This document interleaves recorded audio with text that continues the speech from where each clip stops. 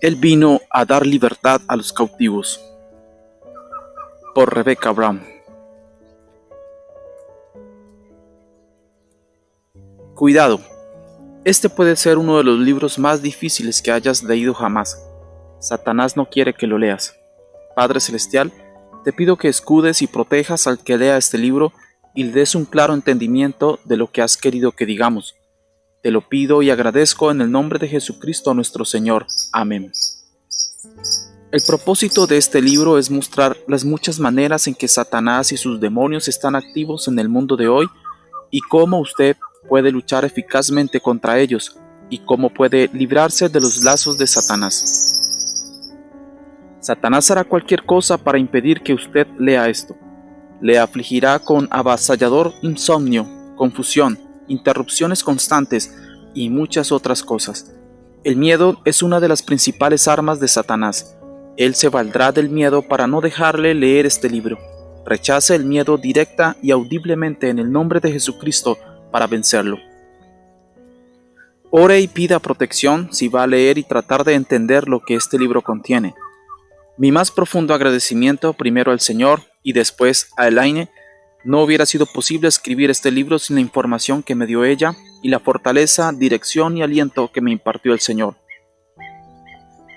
Los nombres han sido cambiados para proteger a las personas mencionadas aquí. Oramos fervientemente que el Señor Jesucristo le bendiga ricamente con salvación y comprensión de las páginas que leerá. Y vino Jesús a Nazaret, donde había sido criado, y entró conforme a su costumbre el día del sábado en la sinagoga, y se levantó a leer. Y le fue dado el libro del profeta Isaías, y como abrió el libro halló el lugar donde estaba escrito: El Espíritu del Señor está sobre mí, por cuanto me ha ungido para dar buenas nuevas a los pobres, me ha enviado para sanar a los quebrantados de corazón, para pregonar a los cautivos libertad y a los ciegos vista, para poner en libertad a los quebrantados, para predicar el año agradable al Señor. Y enrollando el libro, lo dio al ministro, y se sentó, y los ojos de todos en la sinagoga estaban fijos en él, y comenzó a decirles: Hoy se ha cumplido esta escritura en vuestros oídos. Lucas 4, 16 al 21.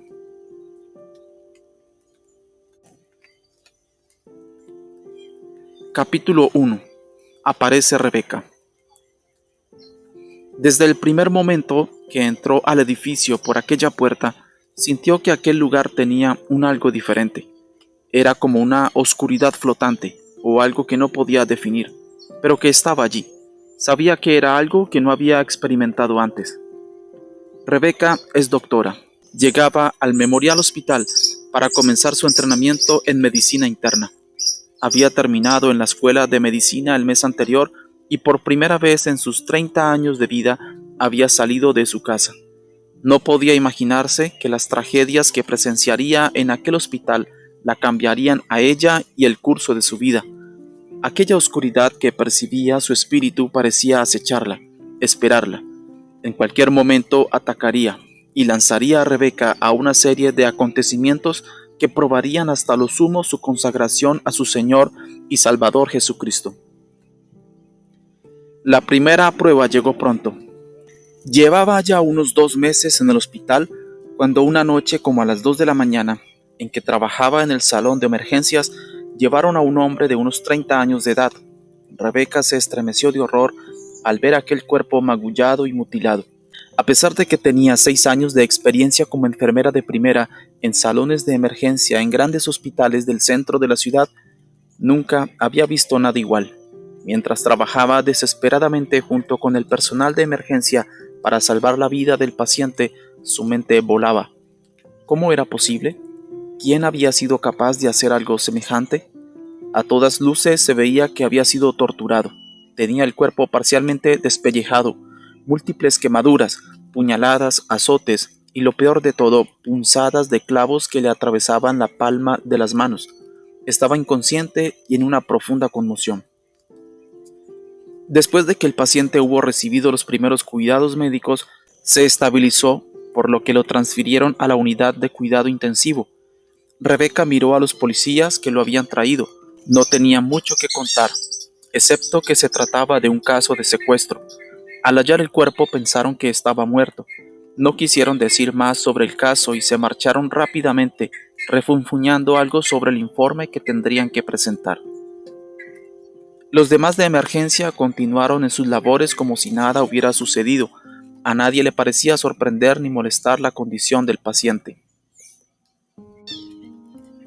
De nuevo Rebeca sintió la avasalladora sensación de oscuridad que ya había percibido antes.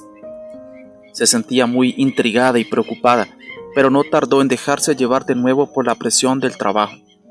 Nada de lo que había vivido hasta ese momento podía haberle sugerido siquiera la conmoción que le produciría el testimonio de aquel hombre, que no era otra cosa que un joven pastor.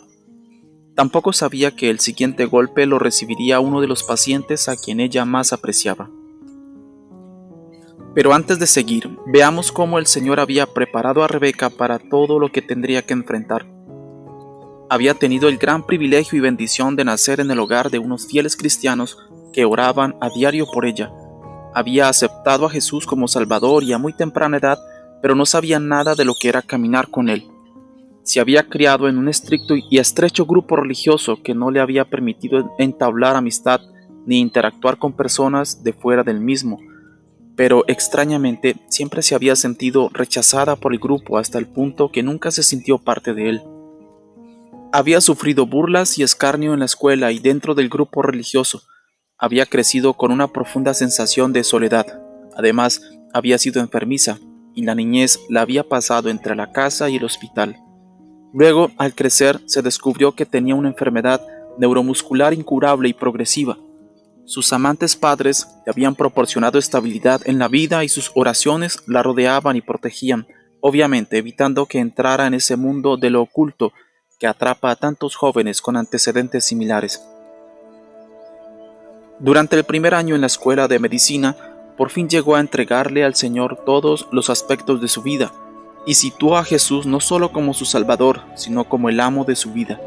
Los 4 años en la universidad fueron duros, no solo por la enfermedad neuromuscular, sino también por la falta de dinero. Durante aquel tiempo, Rebeca aprendió a confiar en el Señor, a caminar con Él día a día, a escucharle en lo profundo del alma, a seguir sus directrices, a recibir su sustento cotidiano. Antes de estudiar para médico había sido enfermera registrada durante 7 años, pero como resultado de la poderosa obra de Dios en su vida y de una cadena de milagros, había dejado la enfermería para volver a la escuela y estudiar para médico. Cuando entró en el Memorial Hospital, no sabía absolutamente nada de satanismo, ni sabía de la existencia de Laine, una poderosa bruja que vivía cerca de allí. Jamás pensó que su caminar con Cristo en aquel hospital iba a causar tanta conmoción en el mundo espiritual que las fuerzas de las tinieblas llegarían a encolerizarse de tal manera que buscarían su muerte. En efecto, se vio envuelta en una lucha titánica cuando Elaine, una de las principales brujas de Estados Unidos, a la cabeza de otras brujas armadas de todo el poder y las habilidades de la brujería, trataron de matarla. El año de internado es el primer año de entrenamiento que recibe un médico que acaba de graduarse. Es con mucho el año de más intenso trabajo y el más aterrador.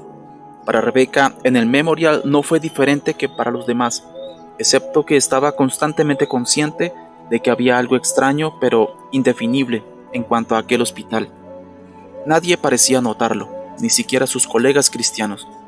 Desde el principio halló una asfixiante atmósfera de odio, murmuración y lucha en el departamento y sin duda en todo el hospital. Era un ambiente de extrema frialdad. Esto, además de las enormes presiones físicas y emocionales del año, lo usó el Señor para que ella se acercara mucho más a Él. Desde el principio notó una inusitada resistencia al Evangelio. Cada vez que hablaba de Cristo se negaban rotundamente a escuchar. Es más, en sus primeros 6 meses en el hospital, la administración mandó a retirar las Biblias que los gedeones habían colocado en los cuartos de enfermos y colocó un aviso en cada estación de enfermería en el que advertía que cualquier empleado que fuera sorprendido evangelizando a los pacientes sería despedido en el acto. y a cualquier pastor que fuera al hospital se le impedía visitar a quienes no fueran miembros de su iglesia. Si las enfermeras lo sorprendían evangelizando a otros pacientes, tenían la obligación de ordenar que los guardias lo sacaran del hospital y no lo dejaran entrar más. No se permitía servicio de capellanía, lo cual es inusitado. Era como si se estuviera haciendo un esfuerzo por impedir cualquier mención de cristianismo dentro del edificio del hospital. A Rebeca la asignaron primero a la unidad de cuidado intensivo. De inmediato se vio envuelta en un remolino de actividad. Trabajaba hasta 120 horas a la semana. Dado ese horario tan agotador, atribuía al cansancio el constante empeoramiento de sus condiciones físicas. Entonces el Señor empezó a poner en su corazón que debía ir al hospital 1 hora antes todas las mañanas para pasarla en oración por aquella institución y aquella ciudad, para que el Evangelio fuera proclamado y produjera fruto. Al empezar a obedecer y orar todas las mañanas antes del trabajo, repetidas veces se vio obligada por el Espíritu Santo a orar que el Señor frenara el poder de las tinieblas en aquel lugar. A menudo se encontraba citando Números 10:35, donde Moisés dijo: «Levántate, Jehová, y sean disipados tus enemigos, y huyan de tu presencia los que te aborrecen». No sabía por qué oraba de aquella manera, y a veces hasta sentía que era extraño que lo hiciera, pero el Espíritu Santo siempre la impulsaba a orar así. A medida que el Señor iba aumentando la carga que sentía por las almas de aquel lugar, empezó a orar diariamente que el Señor le permitiera ponerse en la brecha del hospital y de la ciudad, como en Ezequiel 22:30 al 31. Y busqué de ellos un hombre que hiciese vallado y que se pusiese al portillo delante de mí por la tierra, para que yo no la destruyese, y no lo hallé. Por tanto derramé sobre ellos mi ira, con el fuego de mi ira los consumí, torné el camino de ellos sobre su cabeza, dice el Señor Jehová. Rebeca no estaba segura de lo que aquello de ponerse en la brecha o al portillo significaba, pero le pedía al Señor que la usara. Durante sus primeros meses en el Memorial, Dios le enseñó una valiosa lección de dependencia total en él para su trabajo médico. En una ocasión, ya tarde en la noche, un paciente ingresó en la unidad de cuidado coronario con un agudo dolor en el pecho, presión alta y posible ataque al corazón. Rebeca debía examinar y cuidar al paciente aquella noche. Este le dio una lista de las medicinas que estaba tomando, entre las que había una que era particularmente buena para bajar la presión arterial y simultáneamente disminuir el trabajo del corazón. Sin vacilar le dijo que estaba tomando cierta dosis y Rebeca lo creyó. Entonces le dio la misma dosis para bajarle la presión y aliviar el trabajo del corazón con la esperanza de prevenir un ataque. Lo que no sabía ella era que aquella dosis era muy peligrosa, a menos que el paciente hubiera llegado gradualmente a acostumbrarse a ella. 1 hora más tarde, las enfermeras la llamaron para decirle que la presión del paciente había descendido mucho, que estaba en shock y que al parecer iba a morir. Rebeca llamó a su superior, le explicó la situación y le preguntó qué podía hacer para contrarrestar los efectos de la medicina que le había dado. Su jefe, con toda frialdad, le dijo que había cometido un error estúpido y que no había nada que pudiera hacerse, excepto esperar a ver si el paciente vivía o moría. No había medicina que contrarrestara el efecto de la que le había dado, y añadió que él mismo había cometido un error semejante como interno y que el paciente había sufrido serios daños en el corazón como resultado del shock y que casi había muerto. Muchos pensamientos se arremolineaban locamente en la cabeza de Rebeca. Mientras caminaba a solas por los oscuros pasillos de la unidad de cuidado coronario para ir a ver al paciente, sentía remordimientos, temor y autorreproche. Un sudor de frío le recorría la espalda al pensar que con toda probabilidad había matado a una persona. De pronto el Espíritu Santo le mostró el error de los pensamientos que la atormentaban. Había estado pensando: Dios hizo un universo de orden en el que las causas y los efectos se suceden en forma ordenada. Por culpa de aquel estúpido error, aquel hombre probablemente moriría. Como la medicina era absolutamente irreversible, el efecto se produciría, por lo que no había necesidad ni siquiera de orar o esperar que Dios interrumpiera el orden universal por aquella estupidez. Con suavidad el Espíritu Santo inundó todo su ser con el conocimiento cierto de que ella era diferente. Ella era hija del rey, por tanto tenía un privilegio especial que los demás médicos no tenían. Tenía derecho a pedirle a Dios el Padre, en el nombre de Jesús, que corrigiera su error. Esa era una de las muchas cosas por las que Jesús había muerto en la cruz. Abruptamente dio media vuelta y corrió a la capilla y se echó sobre sus rodillas delante del Señor. Le pidió fervientemente que corrigiera su error, ya que era una hija del rey, afianzada en Hebreos 4:16. Lleguémonos pues confiadamente al trono de la gracia para alcanzar misericordia y hallar gracia para el oportuno socorro. Se levantó y regresó a la UCC. Al llegar encontró que la presión del paciente había vuelto a la normalidad y no tenía dolor. Un nuevo electrocardiograma reveló que el corazón estaba trabajando perfectamente bien. Lo dieron de alta 2 días después sin ningún daño en el corazón. Aprendió también a seguir mejor la dirección del Señor a toda hora. Muchas veces Él le hablaba a su espíritu en voz suave y le señalaba errores antes de cometerlos, o le recordaba algo que había olvidado o pasado por alto, o algo que había leído o aprendido en el pasado. Aprendió a ayunar y a orar que el Señor le revelara el diagnóstico en casos difíciles. Aprendió a depender del Señor para tener una destreza en las manos y a nunca hacerle nada a un paciente sin primero orar que Jesucristo, el gran médico, pusiera sus manos en las de ella y le impartiera su destreza. En todos los años hasta ahora, el Señor se ha mantenido fiel a ella y nunca ha tenido una complicación seria por culpar de algo que hubiera hecho mal. Como a los 6 meses de su internado, tras apenas haber sido asignada de nuevo a la unidad de cuidado intensivo, el joven pastor que había visto en emergencia finalmente se recobró lo suficiente para poder hablar. Rebeca había estado bien al tanto de su estado y constantemente había orado por él. El Señor frecuentemente la impulsaba a ir a su cuarto y conversarle.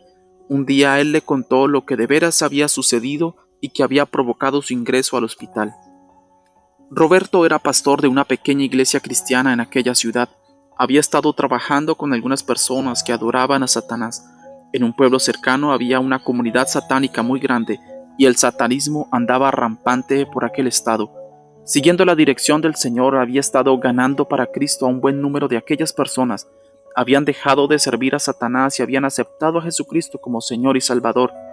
Los había ayudado a echar fuera los demonios que ellos mismos habían pedido que entraran en ellos para obtener poderes de brujos. La noche en que Rebeca lo vio llegar al hospital, había sido secuestrado por los satanistas, quienes lo habían llevado a una de sus reuniones. Lo pusieron en una plataforma frente al grupo y lo torturaron. Estaban clavándolo en una cruz cuando uno de los miembros gritó que alguien había visto algo sospechoso y había llamado a la policía. Los satanistas tenían un receptor de la policía a través del cual se imponían de todas las llamadas. Roberto se desmayó cuando lo estaban crucificando y no supo más hasta que despertó en el hospital.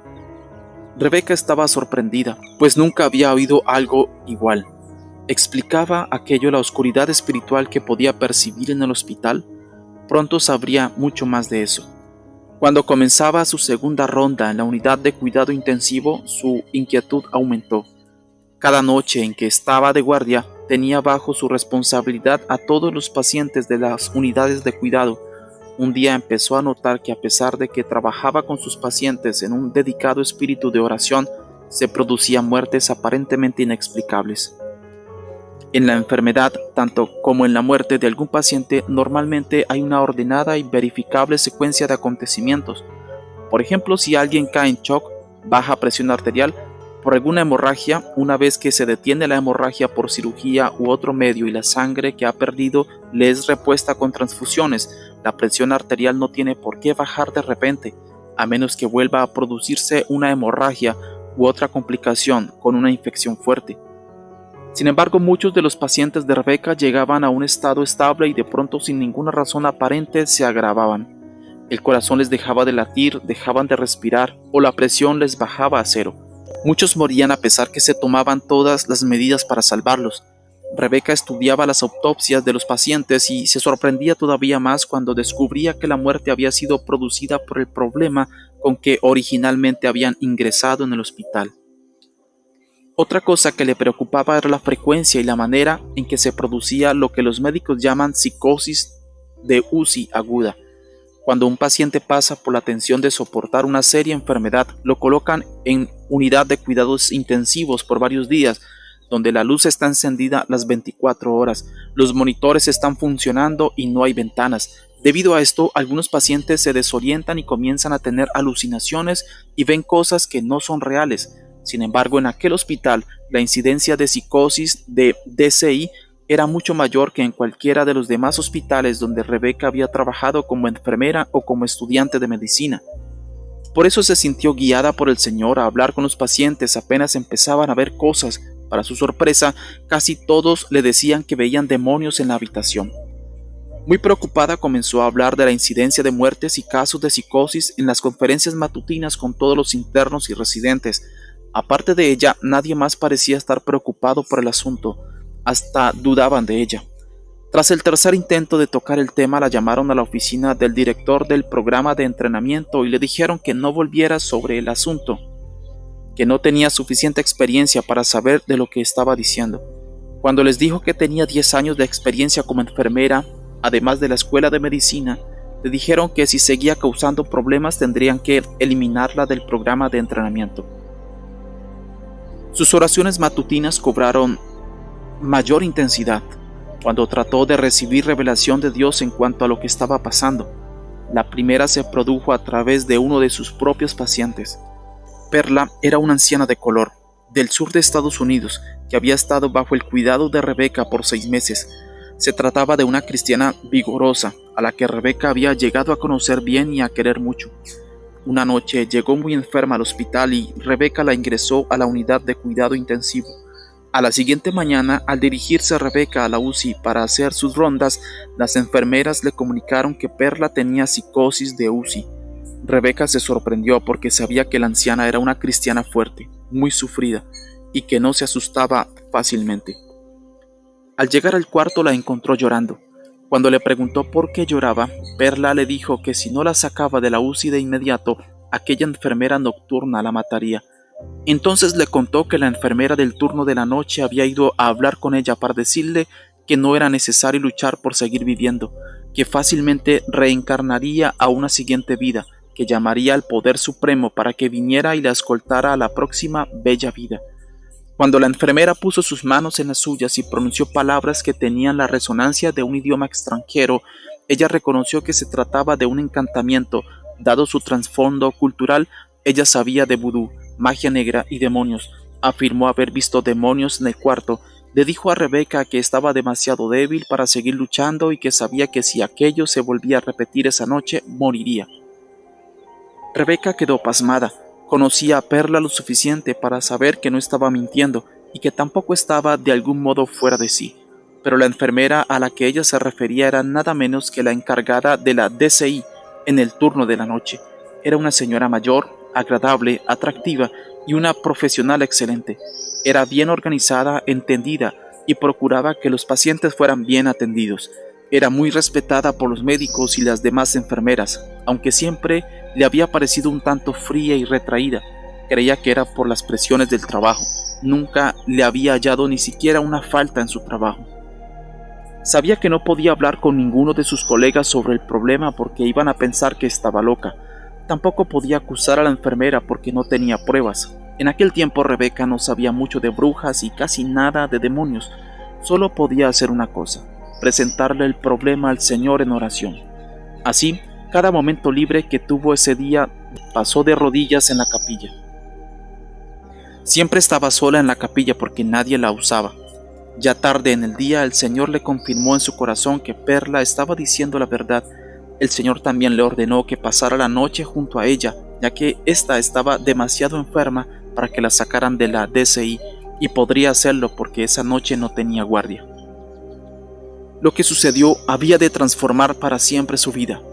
Sentada junto a la cama de Perla, sin esperar que sucediera nada, sintió opresión demoníaca como jamás la había sentido. Helen, la encargada de la UCI, no fue al cuarto de Perla aquella noche. Rebeca sintió que un tremendo poder invisible se proyectaba contra ella. Sintió como si una mano gigante tratara de aplastarla contra una pequeña mancha de grasa en el piso, como si una fuerza invisible estuviera tratando de chuparle la vida. Trató de razonar científicamente lo que sentía, de convencerse de que solo era su imaginación, pero no le valió de nada. Sintió que el cuerpo se le estaba debilitando tanto que apenas podía permanecer sentada. Perla lo sintió también. Se tomaron de la mano y Rebeca oró en voz baja que el Señor las protegiera con el escudo de la preciosa sangre de Jesús, y lo han vencido, a Satanás, por la sangre del Cordero y por la palabra de su testimonio. Aquella noche hubo una lucha tremenda, pero Perla sobrevivió y Rebeca la sacó de la UCI a la siguiente mañana. Las siguientes revelaciones llegaron pronto. Rebeca estaba dirigiendo un estudio bíblico esa semana con algunas de las enfermeras que había llevado al Señor. Una de ellas, Jean, se puso un día a hablarle del satanismo con el que había estado relacionada antes de su conversión. Le dijo que Helen la había estado entrenando para medium y que estaba a punto de iniciarse en el grupo cuando ella le habló del Señor. Como resultado, había aceptado a Jesucristo como Señor y Salvador y no había querido saber más de Helen y las demás satanistas. Por todo esto, Jean tenía mucho miedo de Helen y sus amigas. Dijo que se había enterado de que Helen consideraba una tarea especial cuidar de los enfermos más graves de la UCI. Mientras lo hacía, conversaba con ellos y les decía que no había necesidad de que lucharan por seguir viviendo, ya que pronto reencarnarían a la siguiente vida y no tendrían más sufrimientos. Entonces, con su consentimiento o sin él, les imponía las manos e invocaba espíritus demoníacos a los que llamaba poderes superiores, para que fueran y condujeran a aquellos pacientes a la próxima vida. A menudo los pacientes se agravaban y morían. Jim temía contarlo porque la jefe de las enfermeras y los médicos tenían muy buen concepto de Helen y sabían que no le creerían. Es más, después de entregarse a Cristo, Jim se las arregló para que la transfirieran a otro turno en que no tuviera que trabajar con Helen. Habló de la comunidad ocultista que había cerca de la ciudad y que era uno de los mayores centros de distribución de literatura de ocultismo en los Estados Unidos. Era además un inmenso campo de adiestramiento de brujas y tenía incluso una iglesia satánica. Le confirmó todo lo que el joven pastor le había dicho y temía que a ella le sucediera lo mismo. Nadie en los alrededores tomaba en serio a aquella comunidad, pero eso era precisamente lo que Satanás quería. Rebeca se enteró también por varias otras fuentes que otras enfermeras y médicos del hospital estaban envueltos en el ocultismo y en culto y la comunidad satánicas. Le presentó el asunto al Señor y recibió confirmación. Se puso a estudiar la Biblia con fervor para aprender más de Satanás y los demonios. Así supo que la gente podía ser poseída por demonios y podían utilizar poderes demoníacos para hacer cualquier cosa. Fue en ese punto que comenzó el estado de guerra activo contra Helen y los demás satanistas que trabajaban en el hospital. En sus periodos de oración matutinos, comenzó a pedirle al Señor que atara los poderes demoníacos en aquel lugar y en las personas que ella sabía que participaban. Todos los días por la noche antes de salir del hospital, pasaba por la UCI y otros pabellones, y quieta pero a viva voz imponía autoridad sobre los espíritus demoníacos que estuvieran allí, ya que fueran a estar por aquellos lugares durante el resto del día y de la noche, y los ataba con el poder del nombre de Jesucristo. Le pedía también al Señor que escudara de las fuerzas demoníacas a los pacientes. Muchas noches en que estaba de guardia, la llamaban a la UCI o a algunos de los pabellones a atender a algún paciente que había empeorado. A medida que Dios le fue dando discernimiento en cuanto a qué problemas se debían a interferencias demoníacas, fue aprendiendo a afianzarse en Lucas 10:19. He aquí yo os doy potestad de hollar serpientes y sobre los escorpiones y sobre toda fuerza del enemigo y nada os dañará. Marcos 16:17. Y estas señales seguirán a los que creyeren. En mi nombre echarán fuera demonios. Muchas veces tenía que pararse junto a la cama de un paciente y batallar en oración silenciosa, imponiéndose a los demonios y ordenándoles salir de allí, e invocando la protección del Señor Jesucristo sobre el paciente, mientras Helen u otra de las enfermeras que eran brujas estaban al otro lado de la cama dirigiendo todo el poder demoníaco de que disponían contra ella y el paciente. Por supuesto, empleaba todos sus conocimientos de medicina para tratar de detener el mal curso de la enfermedad, pero pronto aprendió que ni todos sus conocimientos servirían si no los combinaba en la batalla espiritual con la oración. Como era de esperarse, a Helen, a Satanás y a las otras brujas no les gustaba para nada las actividades de Rebeca. La batalla arreció. Rebeca trató de poner al tanto de lo que sucedía a un par de compañeros de trabajo que eran cristianos, pero no le creyeron. Le dijeron que estaba enferma y agotada y que se estaba imaginando cosas. A medida que la batalla arreciaba, su enfermedad neuromuscular empeoró. Se puso entonces bajo el cuidado de uno de los mejores médicos del hospital, pero a pesar de sus oraciones y el esfuerzo del médico, se dio cuenta que se estaba muriendo. Por fin, en el último día de su año de internado, se puso tan mal que no pudo seguir trabajando. Consultó con varios de los especialistas que le habían tratado, quienes le dijeron que en su opinión no le quedaba mucho de vida. Le preguntaron si quería que la ingresaran en aquel hospital o prefería regresar a su pueblo. Optó por regresar. Salió de aquella ciudad y de aquel hospital pensando que jamás volvería. Se sentía agobiada y apesadumbrada por las tantas personas de aquel lugar que estaban cautivas de los poderes de las tinieblas. Los próximos 30 días fueron días de agonía. La enfermedad progresó al extremo de estar tan débil que no podía caminar y ni siquiera bajar sola de la cama, pero en todo tuvo una total y hermosa paz. Jesús estaba al timón y eso era lo que importaba. En sus noches de desvelo a causa del intenso dolor, disfrutaba la dulce comunión con el Señor y fervientemente esperaba que pronto Él se la llevaría. Un día, hacia el final de aquel largo mes, el pastor de su iglesia, el pastor Pat, la fue a visitar. Como era un hombre de Dios, el pastor Pat no se conformaba con la certeza de que Rebeca iba a morir y presentó el caso ante el Señor en oración. Fue a hablar con ella y le dijo que el Señor le había revelado que su voluntad no era que muriera.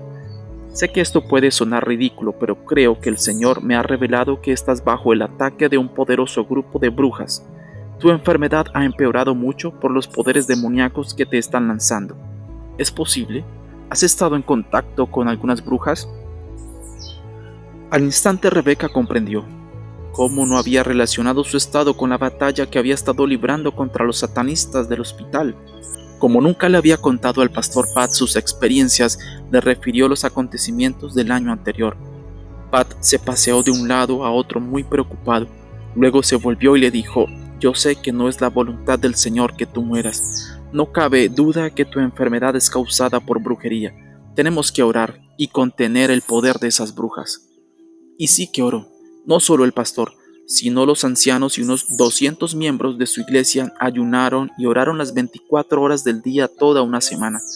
Intercedieron por Rebeca y le pidieron al Señor que la escudara y quebrantara el poder de las brujas que había sido dirigido contra ella.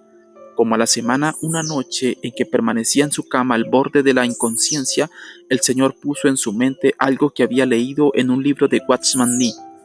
A menos que un cristiano entienda claramente que su trabajo ha terminado y que ya el Señor no requiere que permanezca aquí, debe resistir a la muerte por todos los medios. Si los síntomas de la muerte aparecen en su cuerpo antes de que su labor haya terminado, definitivamente debe resistir a la muerte y sus síntomas.